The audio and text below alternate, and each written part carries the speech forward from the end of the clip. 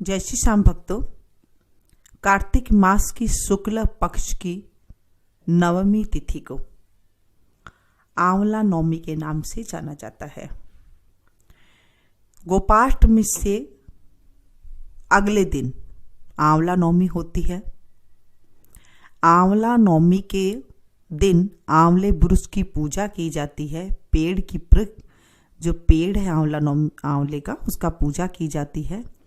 पूजा में जल लेते हैं, मूली, रोली, चावल, गुड़, सुहाली, पतासा, आंवला और एक ब्लाउज की पीस और दक्षिणा चढ़ाते हैं। ब्लाउज की पीस हरे रंग की चढ़ाई जाती है और कच्चा दूध आंवले की पेड़ की जड़ में चढ़ाया जाता है। दिया जलाते हैं और धूप जलाकर 108 फेरी देते हैं। अगर आप सामर्थ्य नहीं है 108 फेरी देने के लिए तो आप कम से कम 9 फेरी तो जरूर दें या फिर 11 फेरी अवश्य दें। आंवले के पेड़ के नीचे ब्राह्मण ब्राह्मणी को जिमाते हैं और ब्राह्मणी को ब्लाउज की पीस दे देते हैं और ब्राह्मण को धोती दक्षिणा दे देते हैं या फिर एक तौलिया दे देते हैं। भोजन में आंवले का होना बहुत जरूरी है। जैसे आंवले की थोड़ी सी आप सब्जी बना ले वो दे सकते हैं। और वहीं पर ही पेड़ के नीचे जब आप ब्राह्मण ब्राह्मणी को जिमा दें, उसके बाद वहां पर आप खुद बैठ कर भोजन करें और जो चीज सब चढ़ाई है वो सब ब्राह्मण को दे दें। एक कोला लेते हैं जिसे पेठा कहा जाता है, कद्दू कहा जाता है। उसे लाल कपड़े में बांधकर उसमें कुछ सोना रखे या फिर सिक्का रख के उसके अंदर, कोले के अंदर रखकर, कद्दू के अंदर रखकर पंडित जी को दान दिया जाता है। देखिए, जब आंवला नवमी की पूजा करते हैं तो ओढ़ना ओढ़ के, नथ पहन के पूजा करती हैं। पहले की लेडीज तो इसी तरह ही किया करती थी। उससे क्या होता है, उससे पति की आयु बढ़ती है, शुभ सौभाग्य की प्राप्ति होती है। आंवला नवमी के दिन जब आप पूजा करें तो पहले जो है आंवले के पेड़ के नीचे आप थोड़ा सा पानी डालें, फिर उनको तिलक करें, रोली से चावल चढ़ाएं, फिर मोली बांधें। जितनी भी मोली की गांठ आप बांधते हैं, घुमाते हैं, कहते हैं उतने ही पाप करते हैं और मनोकामना पूरी होती है। जैसे आपने एक फेरा लगाया तो आप कह सकते हैं, जैसे आपकी बिटिया की शादी नहीं हो रही है तो मेरी बिटिया की शादी हो जाए, मेरे बेटे की शादी हो जाए, अगर काम धंधा नहीं चल रहा है तो मेरा काम धंधा हो जाए। इस तरह से मनोकामना भी बोली जाती है। विष्णु भगवान का अत्यंत पावन महीना चल रहा है और आंवले की पूजा लक्ष्मी जी की बहुत ही जो है प्रिय है। आंवला का पौधा, विष्णु लक्ष्मी दोनों उसमें निवास करते हैं। विष्णु जी का अति प्यारा जो है ये दिन है मनोकामना पूरी करने का। आप इसमें दूध की धार आंवले की पेड़ की जड़ में जरूर डालें, कच्चे दूध की धार, और दिया जैसे। जिनके यहाँ पेड़ नहीं है मैं उनके बारे में भी बताऊंगी कि आपके यहाँ पेड़ नहीं है तो आप कैसे पूजा कर सकते हैं। कच्चा आंवला आप वहां पर चढ़ाएं। कहते हैं अगर एक ब्राह्मण को जिमाते हैं ना आंवले के पेड़ के नीचे तो 100 ब्राह्मणों को जिमाने के बराबर है। आप एक जोड़ा जिमाएं, 2 जोड़ा जिमाएं, आपकी मर्जी हो उतनी आप जिमा सकते हैं। घर पे आप भोजन बना लें, भोजन बना करके आप जो है उसे वहाँ ले जाएं, पेड़ के नीचे ले जाएं जहाँ पर भी हैं। इस दिन लोग पिकनिक भी मनाते हैं। कैसे? खाना बना करके आप पेड़ के नीचे जा कर के बैठ के वहाँ खाएं। पेड़ ऐसा होना चाहिए जिसमें फल हो, आंवले का फल हो। बाग बगीचे होते हैं जहाँ पर पार्क वगैरह होते हैं, वहाँ पर आप बैठ देखेंगे तो वहाँ मिल जाता है। और आप अपना पल्लू को वहां पर फैलाकर बैठे। कहते हैं अगर उस पेड़ में से एक पत्ता भी नीचे गिर जाता है तो उतना हमें धन मिलता है। थोड़ी देर वहां बैठते हैं, इसीलिए पेड़ के नीचे बैठकर खाते हैं ताकि हमें जो है कुछ अनुमान लगा लेते हैं।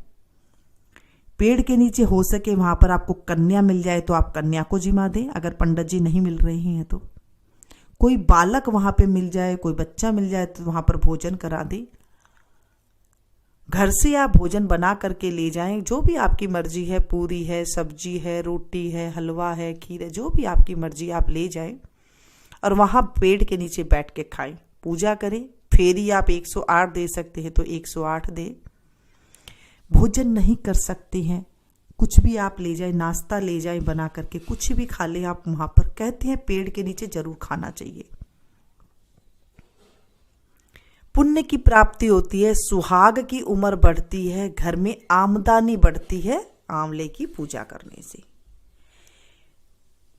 कद्दू देने के लिए कहा गया है, पका हुआ कद्दू लेना चाहिए और जो पुराना हो, ऐसा कद्दू, वो नया नया जो हरा सा होता है ना, वो नहीं देना चाहिए। पुराना कद्दू देने का शास्त्रों में ऐसा कहा गया है कि जो पेठे के अंदर जितने भी बीज होते हैं उसके उतने बरस तक हम स्वर्ग में रहते हैं। इतना हमारे शास्त्रों में लिखा गया है कि हमें स्वर्ग की प्राप्ति होती है जब हम कद्दू का दान करते हैं। लाल कपड़ा में बांधकर कद्दू को, और उसके अंदर आप रुपया रख सकते हैं, कुछ सोना रख सकते हैं। इसे कहते हैं गुप्त दान। तो उस दिन गुप्त दान भी देते हैं। पंडित जी को जब आप जिमाएं तो वहां पर पंडित जी और ब्राह्मणी पंडितानी जी को उधर तिलक करें और उसके बाद उनके पैर छूकर आशीर्वाद लें। ऐसा नियम है पूजा करने का। अब आंवला नवमी की कथा भी मैं कह देती हूँ। कहते हैं कंवारी लड़की अगर आंवला नवमी के दिन पूजा करती है आंवले की पेड़ की, तो वहां पर उसे अच्छा वर मिलता है, विष्णु भगवान जैसा उसे वर मिलता है। अगर आपके आसपास कहीं पर पेड़ नहीं है और आप नहीं जा सकते हैं तो पेड़ की जो डंडी होती है उसे आप कहीं से मंगा लें, और मंगाने के बाद उसे आप घर में किसी गमले में ऐसे ही लगा लें और फिर उसकी पूजा करें। पूजा करके फेरी आप दे लें और घर में ये सारे काम कर सकते हैं जैसे मैंने पूजा बताई है। अगर रविवार की आंवला नवमी आ जाती है तो उस दिन पूजा नहीं करते हैं। पीपल की, तुलसा की, आंवले की, इनकी जो है रविवार को पूजा नहीं होती है, इनको छुआ नहीं जाता है। तो जब रविवार की पूजा होती है तो ऐसे कहते हैं कि एक दिन पहले ही उन्हें जो है पूजा कर लिया जाता है, लेकिन रविवार को वहां पर पूजा नहीं होती है। आप घर में भी मैंने बता दिया कि अगर आपके पास नहीं है बिल्कुल भी तो घर में आप डंडी ला करके उसकी तुड़वा करके कहीं एक दिन पहले मंगवा लें और फिर लगा दें। आंवला नवमी के दिन आंवला तोड़ना नहीं चाहिए, उनकी डंडी नहीं तोड़नी चाहिए, ऐसा शास्त्रों में कहा गया है। अगर हम तोड़ते हैं तो हमें बहुत बुरा पाप लगता है, उस दिन नहीं तोड़ना चाहिए। एक दिन पहले आप तुड़वा करके घर में ला करके रखें, उस दिन नहीं तुड़वाना चाहिए। इस बार सोमवार की आंवला नवमी है तो अति शुभ है क्योंकि रविवार को नहीं है। मैंने आपको सारी बातें बता दी पूजा की विधि। बोलिए विष्णु भगवान की जय। आज हम आंवला नवमी की कहानी सुनेंगे। एक आंवलिया राजा था जो रोज 1 मन सोने के आंवले दान करता था और फिर बाद में भोजन जीमता था। एक दिन उसके बेटे बहू ने देखा कि रोज इतने आंवला का दान करेंगे तो हमारा तो सारा धन जो है खत्म ही हो जाएगा, इसलिए इनका दान करना बंद कर देना चाहिए। पुत्र आया और राजा से बोला, आप तो सारा धन लुटा दोगे, इसलिए आप आंवले का दान करना बंद कर दीजिए। तब राजा और रानी उजाड़ में जाकर बैठ गई।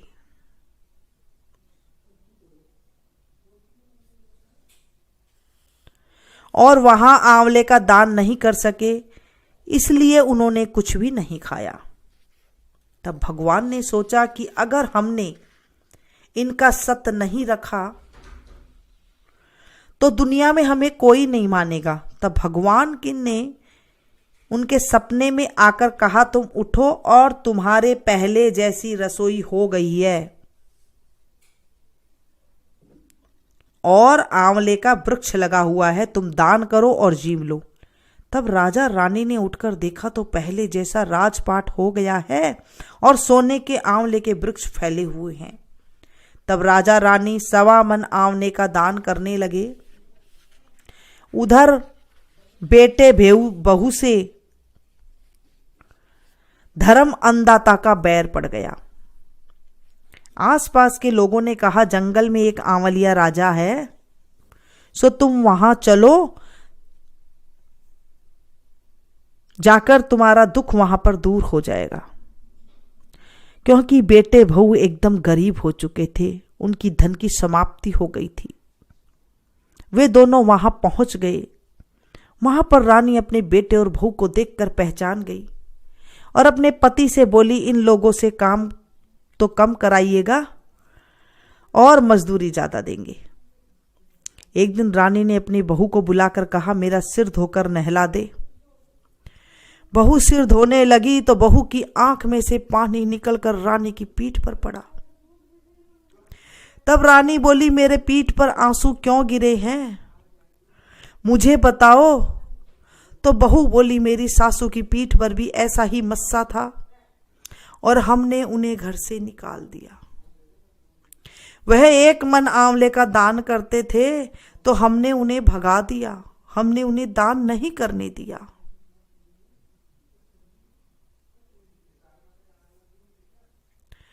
और हमारे पास अब सारा धन खत्म हो गया। तब सासू बोली, हम ही तुम्हारे सास ससुर हैं, तुमने हमें निकाल दिया था, परंतु भगवान ने हमारा सत रखा है। हे भगवान, जैसे राजा रानी का सत रखा वैसे सबका रखना, कहते सुनते को सारे परिवार का सत रखना। इस कहानी को जो पढ़े सुने सुनाए हुंकारा भरे उनका भी सत रखना।